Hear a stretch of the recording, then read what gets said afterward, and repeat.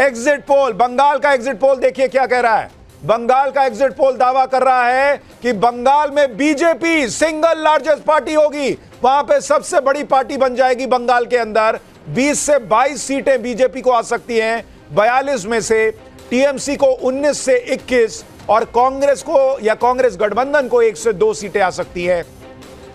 यह अपने आप में बंगाल के इतिहास में ऐतिहासिक तस्वीर होगी कि बीजेपी सबसे बड़ी पार्टी बन जाए बंगाल के अंदर। और वोट शेयर आप देखिए, बीजेपी को 44% वोट शेयर आता दिख रहा है एग्जिट पोल में, टीएमसी को 43% और कांग्रेस को मात्र 7%, अन्य को 6%। यह अपने आप में बहुत बड़ा उलटफेर है बंगाल के लिहाज से कि बीजेपी जो 2004 तक बंगाल में कहीं नहीं थी, आप देखिए वो किस तरह से राइज कर रही है। ये अभी आप बिहार का मत डालिए, बंगाल का दिखाइए।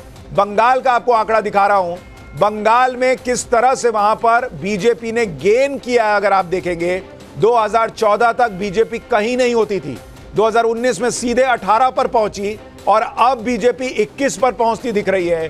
टीएमसी 43 से घटकर 22 हुई, 22 से 20 पर आ गई है और कांग्रेस खत्म होती जा रही है। लेफ्ट का सुपड़ा साफ है, बीजेपी बंगाल में सबसे बड़ी पार्टी हो सकती है। यह अपने आप में इस चुनाव की सबसे बड़ी हेडलाइन बन जाएगी अगर यह सही साबित होता है रिजल्ट वाले दिन भी।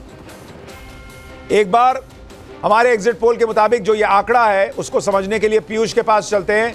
पीयूष, बंगाल में यह बीजेपी का राइज जो है, इसकी बड़ी वजह आप क्या देख रहे हैं? देखिए, पहले तो वहाँ पे जो सीए का मुद्दा है वो बड़ा मुद्दा है, क्योंकि वहाँ पे जो अपने एससी जो कम्युनिटी है वो बीजेपी को सपोर्ट करती है और एसटी भी। और दूसरा, ममता बनर्जी पे, उनकी सरकार पे करप्शन का जो चार्जेस है वो बहुत ज़्यादा है। मतलब वहाँ पे फील्ड पे उनके जो एमएलएज है उनके ऊपर बहुत ज़्यादा एंटी इनकम्बेंसी है।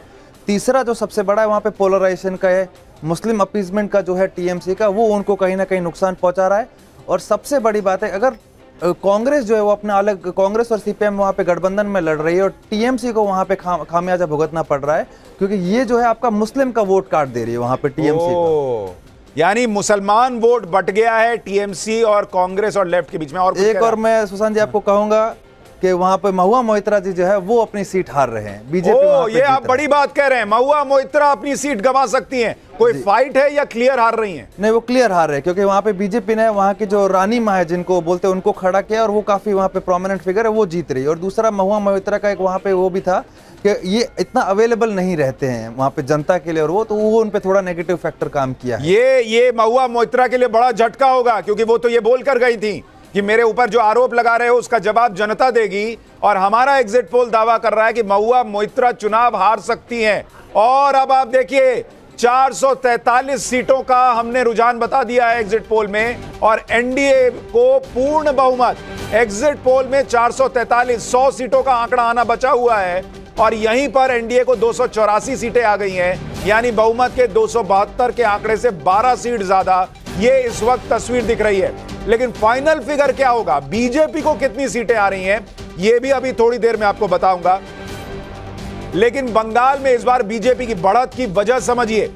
ममता सरकार के सामने पीएम मोदी के चेहरे पर लोगों ने भरोसा किया है। सीएए के तहत नागरिकता देने के फैसले का मुद्दा जो है वो भी वहां पर चला है, जैसा पीयूष भी बता रहे हैं।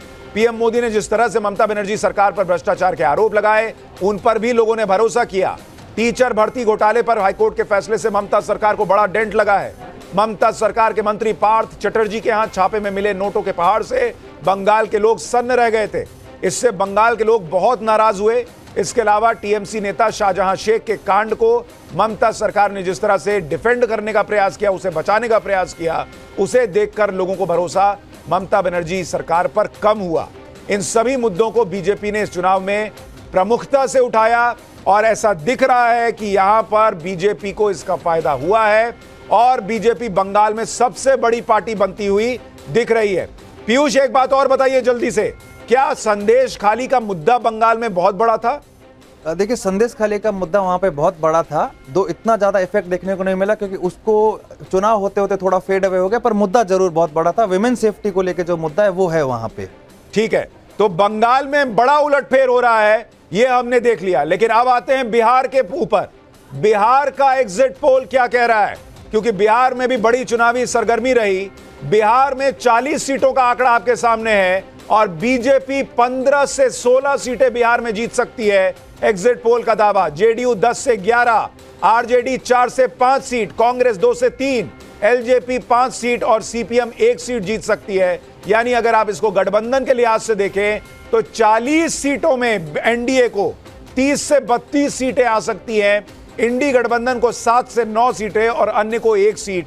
लेकिन अगर आप बीजेपी के परफॉर्मेंस के लिहाज से देखेंगे तो बिहार में बीजेपी को अपनी सीटों पर तो नुकसान नहीं हो रहा, वो 17 पे लड़े और 16 ऑलमोस्ट जीत रहे हैं, लेकिन बीजेपी को नुकसान शायद नीतीश कुमार की वजह से हो रहा है। जेडीयू अपनी सीटें कुछ गंवाती हुई दिख रही है और गठबंधन जो पिछली बार 39 सीट जीता था, सिर्फ 1 सीट कांग्रेस जीत पाई थी। बिहार के अंदर कांग्रेस भी रिवाइव हो रही है 2 से 3 और आरजेडी भी 4 से 5 सीटें जीत रही है। वोट शेयर देखिए, बीजेपी को 25% vote share, JDU 18, RJD 23, Congress 13, LJP 6%, CPM 3 और अन्य को 12%। यानी बीजेपी के बाद दूसरी बड़ी पार्टी वोट शेयर के मामले में आरजेडी दिख रही है बिहार के अंदर। और अगर आप अलायंस का वोट शेयर देखेंगे तो भी आपको तस्वीर समझ में आएगी कि किस तरह से बीजेपी अलायंस जो है वो ऑलमोस्ट 40% के पार जाता दिख रहा है और सीटों के मामले में एनडीए को बढ़त दिख रही है। एक बार पीयूष के पास चलते हैं।